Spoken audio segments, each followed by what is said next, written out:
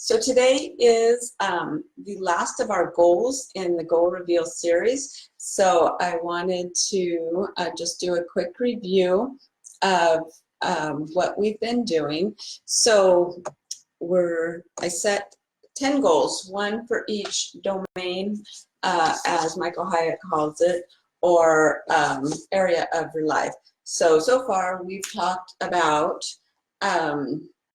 spiritual goals, intellectual, emotional, physical, relationship, parental, social, career, hobby, or passion.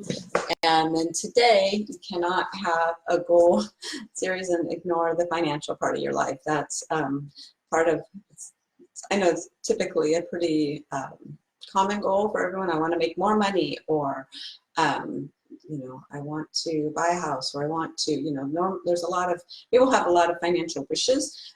So we want to take those desires and make them more specific, and want to set a specific goal for what you want to achieve. It can be a habit goal. I want to save $20 a paycheck. It can be a accomplishment goal or achievement goal. I want to save X amount of dollars and it's even more helpful to have it for a certain purpose. It can be pay off credit card, or opening up a investing account, or increasing your 401k contributions. These are all incredible goals. So my personal goal is to increase my savings, just to, so I need to start, figure out exactly where I am, and then, I have a goal. I want to add a certain amount of money to my savings and be at that dollar amount by the end of the year. But these goals don't have to always be based on they don't always have to be a deadline at the end of the year. So especially if you're doing something like opening an account or increasing your 401k contributions, those are something that really takes a limited amount of time. It's not something that you're building a habit of. So, it would be, if you're going to increase your 401k contribution, I encourage you to set that deadline for yourself, like end of February or something, so that you can get the benefit of it for the whole year. Or if you want to do, increase by 1% quarterly, or 6 months, but if your goal is to increase it by 1% for the year, set your deadline sooner than later, so that you're actually getting the benefit of that. And then if you wanted to do something similar the next year, you wouldn't be like, oh, I just did it, I don't know if I can afford it or whatever. So definitely, if that is your goal, do that something sooner. If it's opening an account and you have everything ready, set those types of goals for sooner. I wouldn't wait till the end of the year. Or if you have a lot of things that you're trying to start this first quarter or this first month, you can set a start date. Okay, I want to do this, sometime between April and June, or something like that, sometime in the second quarter of the year. So those types of things, again, those goals are flexible. They are yours to meld to what fits you and what serves you, not somebody's telling you, you have to do this and you need to do it on this timeline, and there's somebody else's goal. So, which really brings me to the foundation of all of these goals is why you're setting them. It's not, if you're just setting them because somebody said you should, or you feel like you should, for whatever external reasons, those are so hard to keep. And I think that's why a lot of people, that adds to the challenge of something like a New Year's resolution, where, well, I should lose weight because society says I would be happier if I did, or even if you know the scientific research behind it, you know, I would be healthier if I did. Well, those are all great, but they might get you started, or they might give you a little bit of motivation. But when it comes to, you know, 3 goals to lose weight, when it comes to actually, you know, getting up an hour earlier to hit the gym, and you're tired and you want to sleep in, what you should do often isn't enough motivation to actually get you out of bed and get you into the gym and do the hard work. So you need something more than that. You need your personal why. I've heard lots of business coaches talk about defining your why.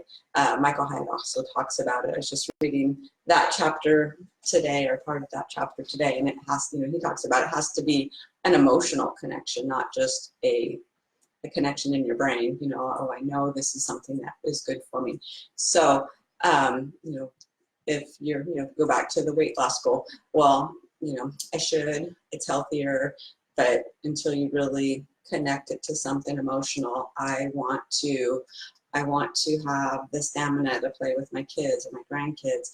I want to, you know, I think even some of the superficial things, I want to fit into my jeans better or something. I think that's not quite the emotional, you know, but sometimes it could be, you know, but I want, you know, sometimes that is enough goal. It's, you know you better than anybody else. You know, I want to get a smaller size swimsuit when I go to Hawaii this summer, whatever, you know.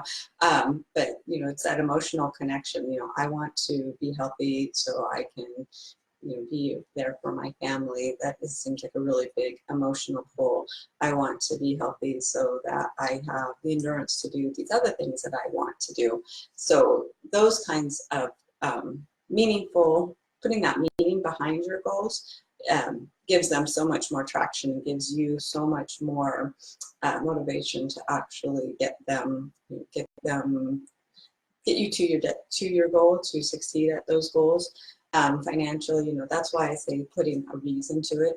I want to save $10,000 so I have a down payment for a house. That's going to give you a lot more motivation. It gives you a lot more reason why you're saving that $10,000, or why you're not picking up that, you know, why you're not stopping at Starbucks and getting that coffee today, or the second coffee today, or, you know, why you're going to pack your lunch instead of buy lunch at work, or, you know, whatever, why you're going to cook a home cooked meal instead of having pizza, or, you know, order pizza to be delivered, those types of things. And that can go back to your health goal too, you know. It's so, you know, just focusing on why you want to do that. I mean, all of those goals, you know, why do you want to have a spiritual goal? What is important to you, and what drives you? Everybody looks at so many things so differently. I think especially spirituality, it's such a huge range of what motivates people, why people have any kind of interest in that. So it's important to identify what works for you, not what the church says you should do, or your mom says you should do, or whoever, you know. It's what speaks to you. The same with you know, we talked about the physical, you know, intellectual, what's important to you. This kind of knowledge is important. I have, you know, there's kids with my children, there's some that really love school, and I don't know if they love school, but, you know, they would say they didn't, but, you know, they enjoyed learning, they enjoyed doing well, and that motivated them. Others really didn't enjoy the experience as much, but they had other things that they enjoyed. I have a daughter who's amazing at like graphic design, and, you know, that was where, you know, those are the things, that's the kind of knowledge that she enjoyed learning, and that spoke to her, and she does amazing at it still, and has improved and continued to improve her skills and develop them, and built a business around it. So, you know, that's amazing, and it doesn't have to fit into, yeah, but I wasn't, you know, I didn't get the grades that I wanted, or whatever. Those are different motivations for everybody.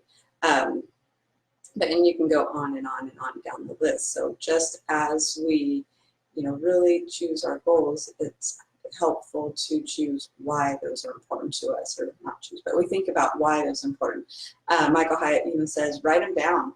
He says, write down as many as you can think of, and then, prioritize them by the top 3, so that when you do have, when you do want to quit, and you don't want to do your goal anymore, you don't want to put the time in, or it feels hard, that you can go back and look at what you wrote and what your why is, and and really decide if that's something that you really want to give up on, or if what you wrote when you set that goal holds true, and that is your motivation that can recharge you or energize you to do it again, or go back and keep trying or keep working on it.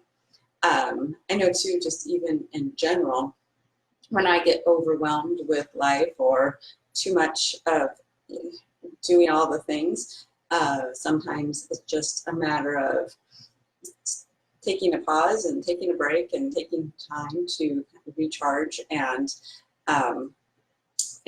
relax, and just step away from that overwhelm, and kind of gives me it energizes me and gives me the renewed dedication, I guess. I don't know if that's the right word, but just kind of renews me into be able to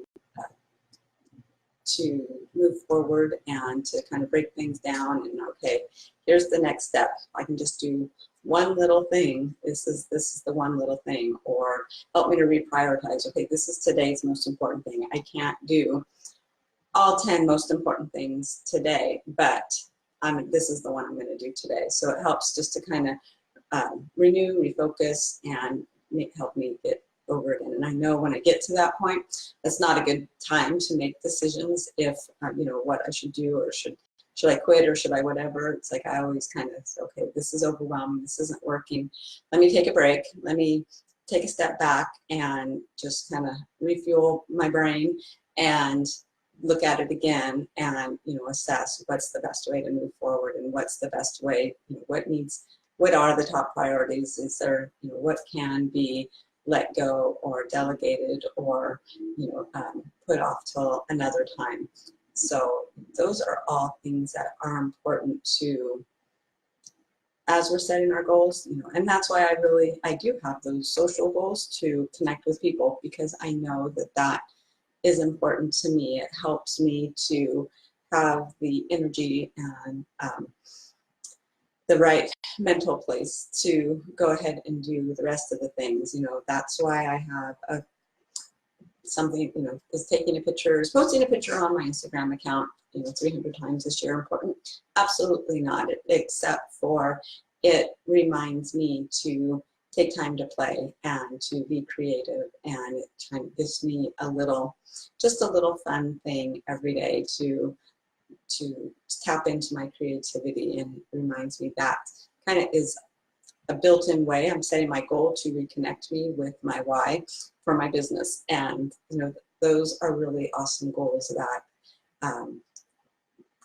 that help you look at all of the areas of your life, and just that's why I really like having the 10 goals and having one in different area of your life, so that you can stay more balanced. I know me personally, I get a little tunnel vision when I'm doing something, so I will just do the one thing, and everything else kind of falls apart. And then when I finish the one thing, I'm just back to overwhelmed, or takes me a while to kind of digest and figure out how to focus my attention. So that helps me, just by building in those goals to help me be more balanced, help me to take that time to relax and take care of myself, and not focus so much on the one thing at the expense of everything else, including my emotional and mental well-being. So that's all of our 10 goals. So I have shared all the 10 areas, my 10 goals in those areas. But there's going to be, we'll be back tomorrow for the last part of our goal reveal series. It is a part, never really thought about before, but even though I read the book last year, but reading it again this year, there's one more element that he talks about in setting our goals, and I think it's such a good idea, and we'll share that with you and some of my thoughts about the surprising things I learned about that one area, or that one extra bonus. So I will be back tomorrow around the same time to just kind of wrap up and share that one bonus as we conclude our bonus reveal series. And I hope that if I would really appreciate it if you can like the post, like the page, like the video. All of that helps. That helps the Facebook Gods Be Happy and helps the post get out to more people. So I really appreciate your help with that. It helps me personally.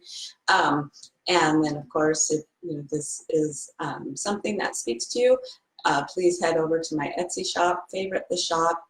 There are there are several mindful photography with some quotes. We're getting very close to releasing the new collection. I'm so excited about it. I just was able to work on it some more last night, and I'm just really excited about how it's coming out, and I can't wait to share that with you. So if you would like to hear first notice on when that's ready to go, be sure to go to the link to join the email list, and so you can be the first to be notified of it, and we'll can't wait again to share that with you. So I hope you have a great Tuesday, and that your week is, I don't know, maybe this feels like a Monday to you if you had yesterday off. So hopefully it's a good one. Keep smiling, and keep focusing on those things that make your heart happy, and take care of you. And I'll talk to you later. Thanks.